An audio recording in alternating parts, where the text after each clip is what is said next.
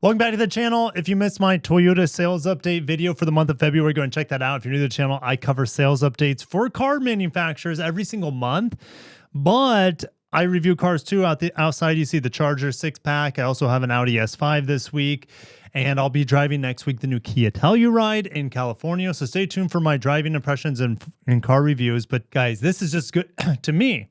It's just as good as driving a new car. Like going into car sales, I come from a sales background. I used to be in the car industry. I used to be a salesman. And this is just like music to my ears, listening and looking to where the market is and where it's going in 2026. And in this video, we're focusing on Honda.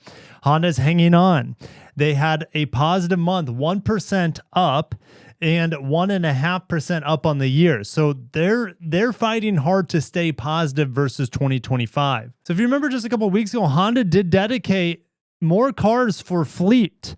And they know that they need to sell more cars because the retail market's cooling a little bit. Now we have a little bit more information about this tactic they're using to sell more cars through dealership loaners, and their plan is to get that car as a certified car 9 to 12 months later out of the service program as a certified vehicle. Now, this is an old school tactic. It's not like Honda's reinventing the wheel here, but Honda, you got to keep in mind, last year only had 3% of total sales as fleet sales, meaning sales to businesses, loaners, rental companies, etc. All right. Hyundai and Kia were at 13%. Nissan was at 25%. That's a lot of rental cars. And 9% for Toyota. And Honda's projecting U.S. sales about 1.5 million vehicles across Honda and Acura brands, a 4% increase.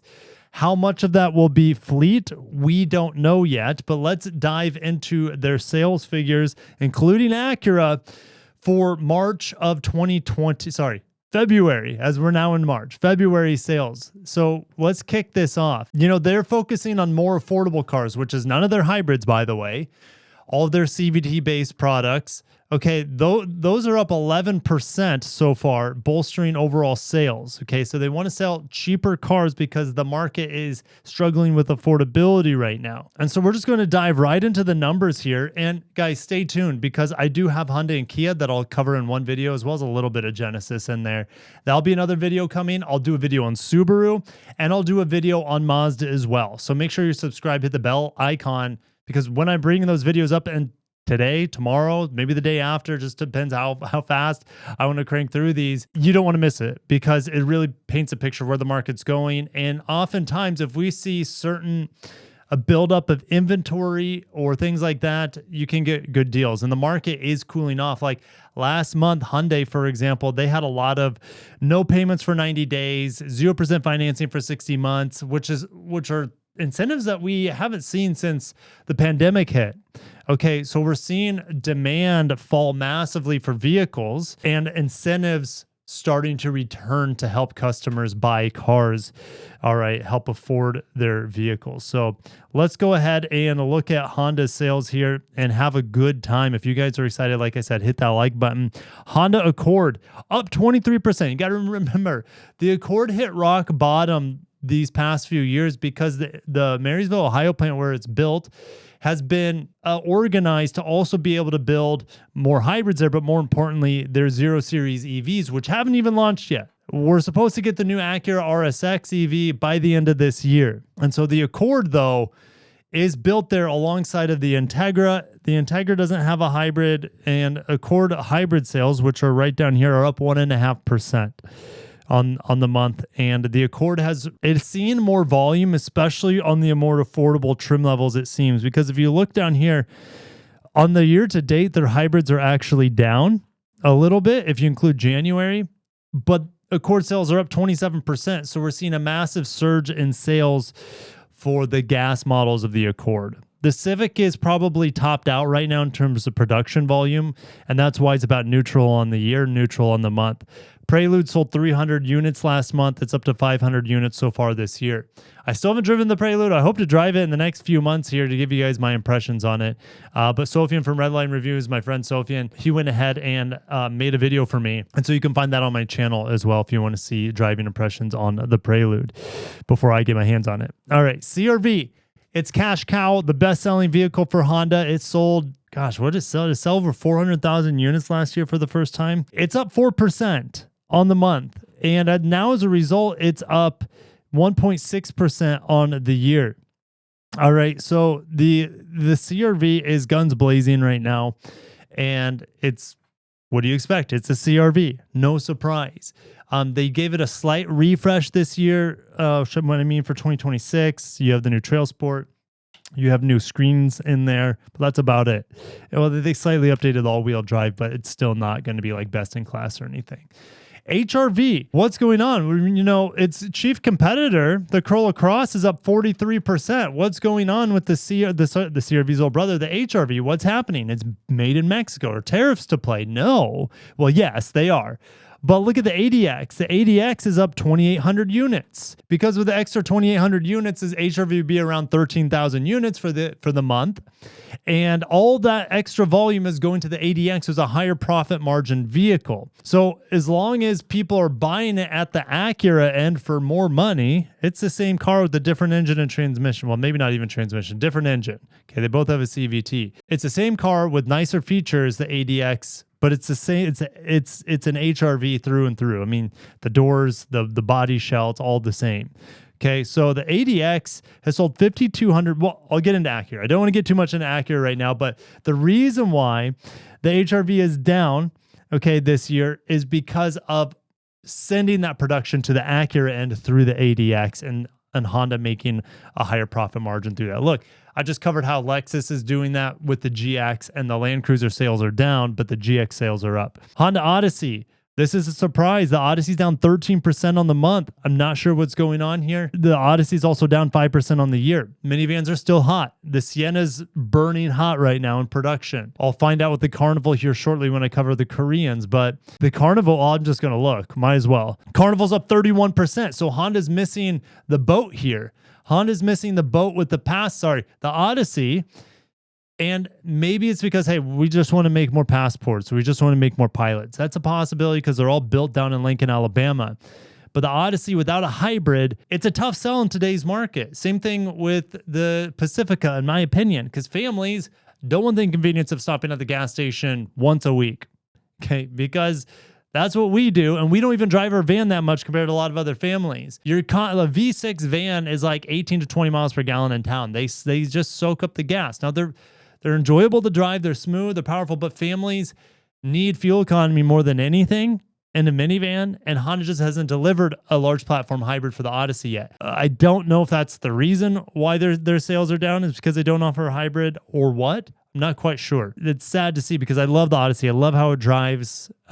Its comfort is great. Its NVH is fantastic and it handles well. But the Passport, let's keep moving. The Passport, the redesigned model, is doing fantastic. It's up about 50% on the year, but up 35% on the month, down from the 47% it's pacing on the year. So good to see for the Passport. It's a fantastic vehicle. And let's keep moving.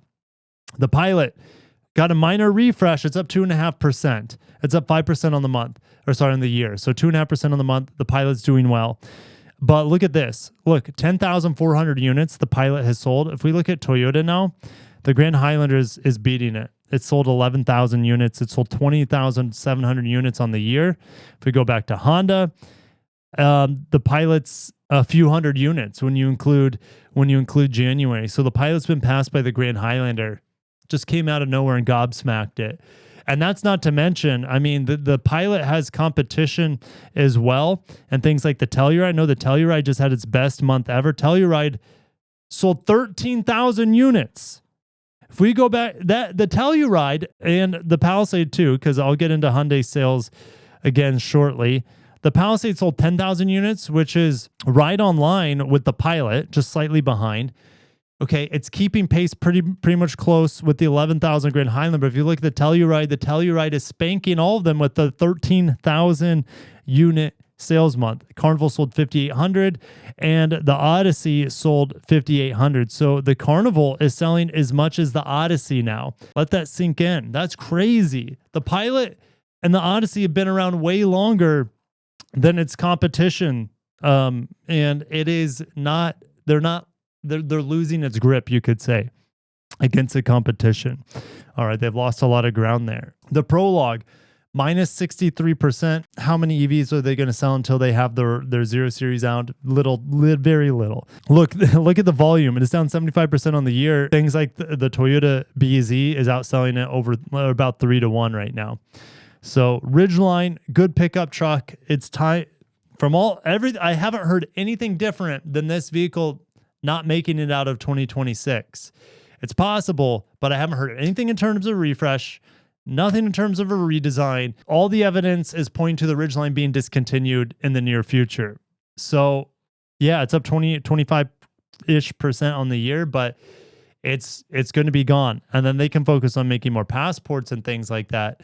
But it's too bad because the Ridgeline will be discontinued, and then the following year or two, they'll have a large platform hybrid that vehicle could really have benefited from. Civic hybrid sales are up 11% on the month, and CRV hybrids are up 6% on the month. Let's get into Acura. This is I never look forward to getting into Acura because I get a little emotional because Acura it's such an afterthought for Honda right now. It only exists really in North America. Now, you might be saying, Kirk, yeah, they're exporting it to the Integra is being exported to Japan as well as a passport. Great. I mean, it doesn't mean anything for our market. All right. So the Integra is up 30%. That's huge. That's really good for the Acura brand. We know that they need to focus on the affordability, and they're doing that with the Integra. The Integra is up 14% on the year. So the Integra is doing well. I'm a big fan of the Integra manuals. They're fantastic, whether it's a Type S or the A-Spec. Not a fan of the CVT Integra. I'd rather just get a Mazda 3. Personally, that's just me. I like geared transmissions over CVTs, but you do you. TLX, down. Well, there's still some out there, still being sold. Okay, it's down, but it's discontinued. All right, they stopped making them about mid last year, something like that. ADX, this is where all the HRV volume has gone. It's gone to the ADX, which is available in one powertrain, CVT turbo. It's really slow, really inefficient. And for a precision crafted performance brand, the ADX, it looks good. I think it looks good. I'll give it that. And it's comfortable, has great materials and things like that. The powertrain is not good enough even for a base model. When you're a luxury brand, it's not even good enough for that. Okay, in my opinion, it's just too heavy and too underpowered in the CVT. It's just, yes, I don't want to talk about the ADX, but without the ADX, Acura would be completely crippled right now. So I can talk about the ADX doesn't live up to my expectations for an Acura precision crafted performance car, but it is saving the brand. So maybe it's a necessary vehicle in the lineup right now to keep Acura afloat until maybe we get some hybrids. We know the RDX. We'll get to the RDX. Okay. MDX is doing good, thankfully. My goodness. MDX, it's traditional best-selling vehicle in the brand. It's still its best-selling vehicle. Sold 3,600 units. It's up 6%. But if you look where it's fallen compared to the Lexus TX. Lexus TX sold 3,800 units. It sold 7,600 units so far this year. The MDX, at 3,600 units, it sold 6,600 units this year. So MDX has fallen to a Lexus model, and in just 2 years, it's lost its title of the best-selling 3-row crossover in the luxury segment. That is, it can't claim that anymore. RDX, it's down 11%. It's going to keep going down until it disappears altogether, just like the TLX, because they have discontinued it. They thought that where the market was going, and they thought with, all the regulations being shoved down their throat, that they would need to come out with electrified vehicles very, very soon for the Acura brand. And so they're like, okay, RDX, where Tesla's going as well. Like this is, again, this 5, 6, 7 years ago, seen where they're trying to predict the market. And they're like, okay, we're going to make really good EVs. Well, I don't know if they're good. They're going to do their best to be good. I haven't driven them yet. Like, we're going to make these EVs, and the new RDX is going to be fully electric. And we're going to be ahead of Lexus. We're going to be ahead of our greatest competitors. And well, newsflash, they're not ahead. In fact, they're behind because 1, that EV is not out. 2, it's not an EV-focused market. And 3, where the market actually ended up settling is in performance hybrids or even fuel-efficient hybrids for their performance and luxury brands. And so here Acura is without any EVs yet. Soon. You might be saying, Kirk, they had the ZDX. The ZDX is not, it's a General Motors product. Rebadges an Acura. I'm not saying it's a bad EV. It just wasn't, it was a stopgap. Okay. It was a tactic. It wasn't a part of the strategy. The long-term strategy is Acura going fully BEV. Now they've taken a step back and said, hey, we're going to get hybrids in the RDX. We have to bring the RDX back because it was going to be discontinued.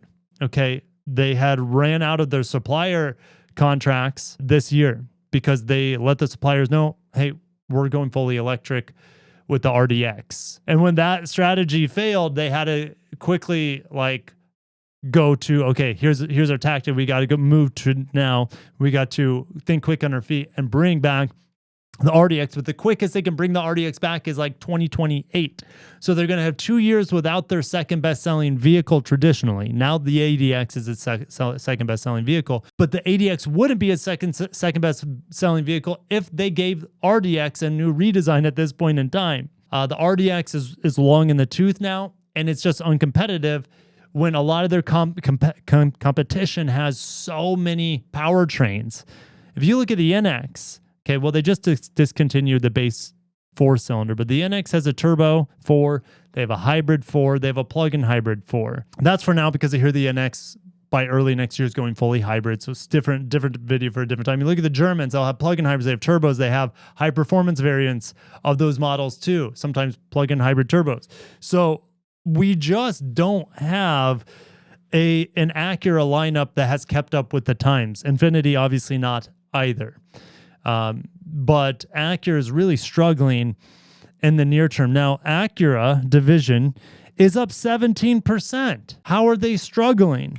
Well, like I said, their entry-level models are carrying the brand as well as the MDX. But they're a 3-car brand now because the RDX is gone, ZDX is gone, TLX is gone. So they're a 3-car brand. Can they survive as a 3-car brand? And the answer is yeah, sort of. I don't know if the dealers will like that. And the dealers going to a 3-car brand with the help of an EV, we'll see how the market is how accepting of the RSX it will be. But Acura is, well, they're Honda Plus at this point. Okay, the Integra is a Civic. The ADX is an HRV. RDX didn't really have a similar, the MDX is very much similar to a Pilot. Yes, it has double wishbone front suspension. It handles better than a Pilot, but same base V6. Yes, it does have a Type S, but that's really, really expensive and really low volume. So Acura, once these sales on the RDX are completely gone by mid-year, okay, that's 2,200 sales gone right there. They'll be instantly negative.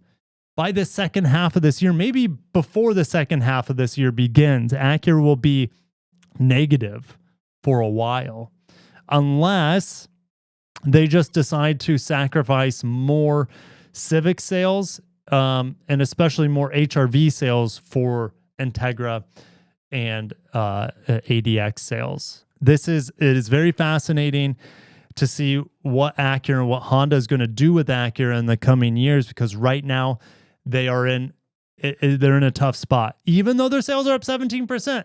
Hooray, celebrate.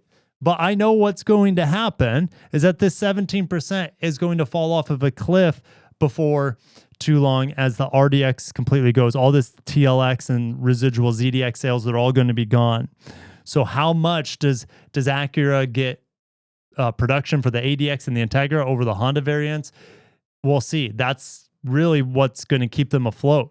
Until hybrid RDX, how's that hybrid RDX going to differ from the CRV powertrains?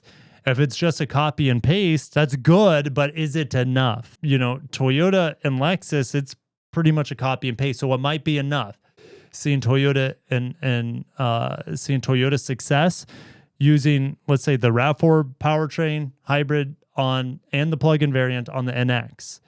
Should be a success. I mean, it's fantastic. Watch my review in the Camry. It's great. We'll see how good this new new generation hybrid setup is for Honda and Acura, and it might be enough to really, really help Acura out when the new RDX launches. I'm excited for it, but again, it's going to be 2 years, and the dealers are going to be, it's going to be a tough time for them. Thank you guys for watching. Honda just kind of hanging on. Certain models doing better than others. CR-V especially, Accord doing well, Civic hanging in there, Odyssey down, Passport, Pilot, and Ridgeline doing well. HR-V in the dumps, but that's for the ADX. So Honda's doing okay. They're doing okay right now. I think being flexible and offering more lower priced cars, doing a little bit more fleet, a little bit more. They don't really want to do it, but it's kind of a short-term thing, I think, for them.